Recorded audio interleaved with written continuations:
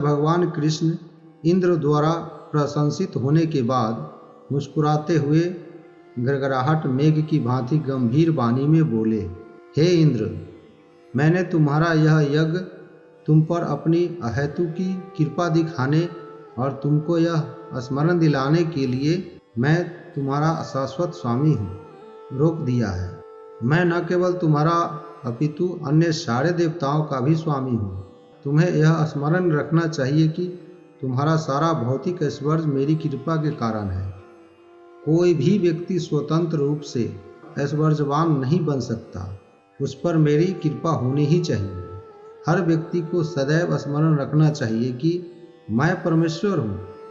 मैं किसी पर भी कृपा कर सकता हूँ और किसी को भी प्रताड़ित कर सकता हूँ, क्योंकि मुझसे श्रेष्ठ कोई नहीं है। यदि मैं देखता हूँ कि कोई अहंकार के वशीभूत हो चुका है, तो उस पर अपनी अहेतु की कृपा दिखाने के लिए मैं उसका सारा वैभव नष्ट कर देता हूँ। हरे कृष्ण दोस्तों, गोवर्धन पूजा के बाद और वृंदावन में भयंकर वर्षा के बाद जब स्वर्ग के अधिपति इंद्र ने देखा कि वृंदावन वासियों को कृष्ण बचाने में सफल रहे, तो अपने आप को आत्मसमर्पण कर दिया। जब कृष्ण ने गोवर्धन पर्वत उठाकर इंद्र के कोप से वृंदावन वासियों को बचा लिया, तो उनके समक्ष गोलोक वृंदावन से सुरभि गाय तथा स्वर्ग से राजा इंद्र प्रकट हुए। स्वर्ग के राजा इंद्र को कृष्ण के प्रति किए गए अपने अपराध का ज्ञान था, अतः वह चुपके से एक निर्जन स्थान में उनके समक्ष प्रकट हुआ। वह तुरंत ही कृष्ण के चरण कमलों पर गिर पड़ा।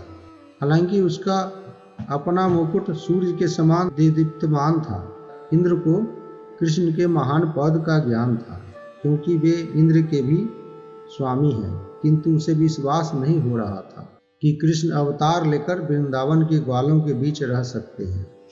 जब कृष्ण ने उनकी सत्ता को चुनौती दी, तो इंद्र क्रुद्ध हो गया, क्योंकि वह सोचता था कि इस ब्रह्मांड का सर्वे सर्वा इंद्र ही है और उसके समान कोई भी बलशाली नहीं है। किंतु इस घटना के बाद उसका झूठा अहंकार नष्ट हो गया, अतः अपनी अधीन अवस्था समझकर वह हाथ जोड़कर कृपा के समक्ष प्रकट हुआ और इस प्रकार स्तुति करने लगा। हरे कृष्ण दोस्तों, स्वर्ग के राजा इंद्र अपनी अधीन अवस्था समझकर हाथ जोड़कर भगवान कृष्ण के समक्ष प्रकट हुआ और इस प्रकार स्तुति करने लगा।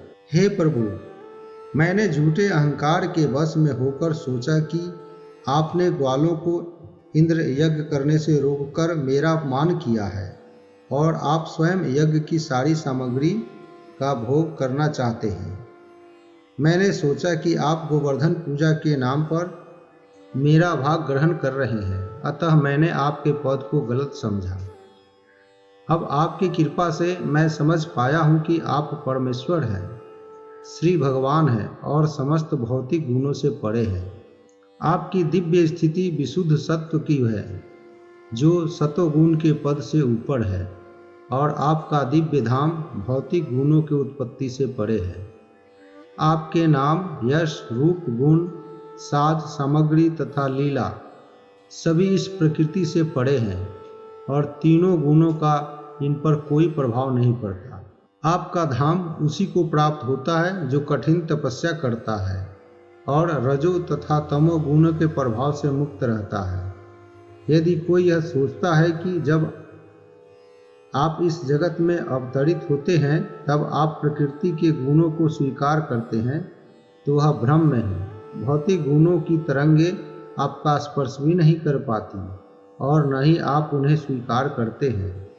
आप प्रकृति के नियमों द्वारा कभी बद्ध नहीं होते हैं। हे स्वामी, आप इस दृश्य जगत के आदि पिता हैं। आप ही इसके परम गुरु हैं और सभी वस्तुओं के आदि स्वामी हैं। आप शाश्वत काल के रूप में अपराधियों को दंडित करने के अधिकारी हैं। इस संसार में मेरे समान अनेक मूर्ख हैं जो अपने आप को परमेश्वर या इस ब्रह्मांड का सर्वे सर्वा मानते हैं। आप इतने दयालु हैं कि आप उनके अपराधों को स्वीकार न करके ऐसा उपाय निकाल लेते हैं कि उनका अहंकार खत्म हो जाए और वे जान ले कि आप ही एकमात्र श्री भगवान हैं और दूसरा कोई नहीं। हे नाथ, आप परम पिता, परम गुरु तथा परम राजा हैं।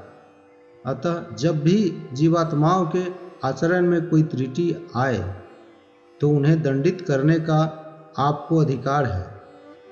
पिता, गुरु तथा राज्य का परम कार्यकारी अधिकारी सदैव क्रमशः अपने पुत्र, शिष्य तथा प्रजा के शुभ चिंतक होते हैं। अतः शुभ चिंतक होने के नाते उन्हें अपने आश्रितों को दंडित करने का अधिकार है। आप स्वेच्छा से इस धरा पर विविध शाश्वत शुभ रूपों में अवतरित होते हैं। आप इस धरा लोक को महिमा मंडित करने और विशेषतः अपने को झूठे ही ईश्वर घोषित करने वाले व्यक्तियों को दंडित करने के लिए आते हैं। इस भौतिक जगत में समाज का सर्वोच्च नायक बनने के लिए विभिन्न प्रकार के जीवों में निरंतर स्पर्धा चलती रहती है और नायकत्व का उच्च स्थान न प्राप्त करने के कारण वे मूर्ख हताश होकर अपने को ईश्वर या भगवान मान लेते हैं। इस संसार में मेरे जैसे अनेक मूर्ख हैं, किंतु कालांतर में जब उन्हें ज्ञान होता है तो वे आपकी शरण ग्रहण करते हैं और पुनः आपकी सेवा में अपने को लगा देते हैं। आपसे ईर्ष्या करने वाले व्यक्तियों को आपको दंडित करने का यही कारण है। आगे इंद्र बोले, हे भगवान, मैं आपकी असीम शक्ति को जाने बिना अपने भौतिक ऐश्वर्य के अहंकार के कारण आपके चरण कमलों के प्रति महान अपराध किया है। अतः हे भगवान, मुझे क्षमा कर दें, क्योंकि मैं पहले दर्जे का मूर्ख हूँ। कृपया मुझे आशीर्वाद दें जिससे मैं पुनः ऐसा मूर्खतापूर्ण कार्य न करूँ। यदि आप सोचें कि मेरा अपराध इतना बड़ा है कि क्षमा नहीं किया जा सकता है तो मेरी प्रार्थना है कि मैं आपका शाश्वत दास बना रहूं। इस जगत में आपका अवतरण आपके शाश्वत दासों की रक्षा करने तथा उन शत्रुओं का विनाश करने के लिए होता है जो महान सैन्य शक्ति रखकर पृथ्वी को अपने भार से बोझिल बनाते हैं।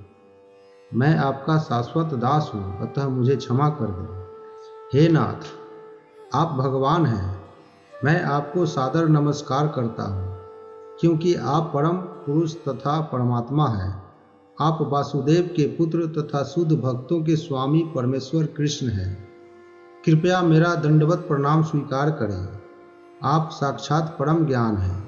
आप स्वेच्छा से कहीं भी अपने किसी एक नित्य रूप में अवतार ले सकते हैं। आप सृष्टि के मूल कारण तथा समस्त जीवों के परमात्मा हैं। मैंने अपनी निपट मूर्खता के कारण मूसलाधार वृष्टि और उपल वृष्टि कराकर वृंदावन में उपद्रव मचावाया। मैंने आपके द्वारा मेरी तुष्टि के लिए होने वाला यज्ञ रोके जाने से उत्पन्न परम क्रोध के कारण ही उपद्रव मचवाया। किंतु हे स्वामी, आप मुझ पर इतने दयालु हैं कि आपने मेरा झूठा अहंकार खंडित करके मेरे ऊपर कृपा की है। अतः मैं आपके चरणों की शरण ग्रहण करता हूँ। आप न केवल परम नियंता अपितु समस्त जीवों के गुरु भी हैं। इस प्रकार भगवान कृष्ण इंद्र द्वारा प्रशंसित होने के बाद मुस्कुराते हुए गड़गड़ाहट मेघ की भांति गंभीर वाणी में बोले, हे इंद्र, मैंने तुम्हारा यह यज्ञ तुम पर अपनी अहेतु की कृपा दिखाने और तुमको यह स्मरण दिलाने के लिए मैं तुम्हारा शाश्वत स्वामी हूँ रोक दिया है। मैं न केवल तुम्हारा अपितु अन्य सारे देवताओं का भी स्वामी हूँ। तुम्हें यह स्मरण रखना चाहिए कि तुम्हारा सारा भौतिक ऐश्वर्य मेरी कृपा के कारण है। कोई भी व्यक्ति स्वतंत्र रूप से ऐश्वर्यवान नहीं बन सकता, उस पर मेरी कृपा होनी ही चाहिए। हर व्यक्ति को सदैव स्मरण रखना चाहिए कि मैं परमेश्वर हूँ। मैं किसी पर भी कृपा कर सकता हूँ और किसी को भी प्रताड़ित कर सकता हूँ, क्योंकि मुझसे श्रेष्ठ कोई नहीं है। यदि मैं देखता हूँ कि कोई अहंकार के वशीभूत हो चुका है तो उस पर अपनी अहेतु की कृपा दिखाने के लिए मैं उसका सारा वैभव नष्ट कर देता हूँ। यह ध्यान देने योग्य है कि कृष्ण कभी कभी धनी व्यक्ति को अपनी शरण ग्रहण कराने के लिए उसका सारा ऐश्वर्य हर लेते हैं। यह भगवान की विशेष अनुकंपा है। कभी कभी यह देखा जाता है कि अत्यंत ऐश्वर्यशाली व्यक्ति अपनी भक्ति के कारण दरिद्रता को प्राप्त हो जाता है, किंतु किसी को कभी यह नहीं सोचना चाहिए कि चूंकि उसने परमेश्वर की पूजा की इसलिए वह निर्धन हो गया। कहने का वास्तविक तात्पर्य यह है कि जब कोई शुद्ध भक्त होता है किंतु गलत गणना से वह प्रकृति पर अपना प्रभुत्व जताना चाहता है, तो भगवान उसका सारा ऐश्वर्य हर कर उस पर विशेष अनुग्रह प्रदर्शित करते हैं, जिससे अंततः वह परमेश्वर की शरण ग्रहण कर ले। इंद्र को शिक्षा देने के बाद श्री कृष्ण ने उसे अपना स्वर्गधाम लौट जाने तथा सदैव यह स्मरण रखने के लिए कहा कि कभी अपने को सर्वोच्च न मानना, अपितु परमेश्वर के अधीनस्थ समझना। उन्होंने उसे स्वर्ग का राजा बने रहने किंतु झूठे अहंकार से बचने के लिए कहा। इसके बाद इंद्र के साथ कृष्ण का दर्शन करने आई दिव्य सुरभि गाय ने उन्हें सादर नमस्कार किया और उनकी पूजा की। सुरभि ने इस प्रकार स्तुति की, हे कृष्ण, आप समस्त योगियों में सर्वाधिक शक्तिशाली हैं, क्योंकि आप ब्रह्मांड भर के आत्मा हैं और आप से ही यह दृश्य जगत उत्पन्न हुआ है। अतः यद्यपि इंद्र ने वृंदावन में मेरे वंशधरों अर्थात गौओं को मारने का यथाशक्ति प्रयास किया, किंतु वे आपकी शरण में बनी रहीं और आपने उन सबों की रक्षा की। हम अन्य किसी को परमेश्वर नहीं जानते, न ही हम अपनी रक्षा के लिए किसी अन्य देवता या देवताओं के पास जाती है। अतः आप हमारे इंद्र हैं, इस दृश्य जगत के परम पिता हैं और आप गौ, ब्राह्मण, देवता तथा अपने शुद्ध भक्तों के रक्षक तथा उद्धारक हैं। हे ब्रह्मांड के परमात्मा, मैं आपको अपने दूध से स्नान कराना चाहती हूँ, क्योंकि आप हमारे इंद्र हैं। हे भगवान, आप इस पृथ्वी पर अशुद्ध कर्मों के भार को कम करने के लिए प्रकट होते हैं। इस प्रकार कृष्ण का अभिषेक सुरभि गाय ने अपने दूध से तथा इंद्र ने अपने हाथी की सूंड द्वारा आकाश गंगा के जल से किया। उसके बाद सुरभि गायों तथा अन्य देवों और उनकी माताओं ने श्री कृष्ण को गंगा जल तथा सुरभि के दूध से स्नान कराने में इंद्र का साथ दिया और प्रार्थना की। इस प्रकार श्री कृष्ण सब पर प्रसन्न हुए। गंधर्वलोक, पितृलोक, सिद्धलोक और चारण लोक से सारे वासियों ने मिलकर भगवान नाम का जप करते हुए भगवान का यशोगान किया। उनकी पत्नियां तथा अप्सराएं अत्यंत हर्ष के कारण नाचने लगी। उन्होंने आकाश से निरंतर पुष्प वर्षा करके भगवान को प्रसन्न किया। जब सब कुछ हंसी खुशी से संपन्न हो गया तो गौओं ने अपने दूध से सारी पृथ्वी को आप्लावित कर दिया। नदियों का जल उमड़ कर विभिन्न स्वादों से पूरित होकर बहने लगा और वृक्षों को पोषण पहुंचाने लगा, जिसमें उनमें विविध रंगों तथा स्वाद के फूल तथा फल उत्पन्न होने लगे। वृक्षों से मधु चूने लगा। पर्वत तथा पहाड़ियां विविध औषधियां एवं बहुमूल्य रत्न उत्पन्न करने लगे। कृष्ण की उपस्थिति के कारण वे सारी घटनाएं ढंग से घटती गई और अधम पशु जो सामान्यतया ईसर्जालु होते हैं ईसर्जा रहित हो गए।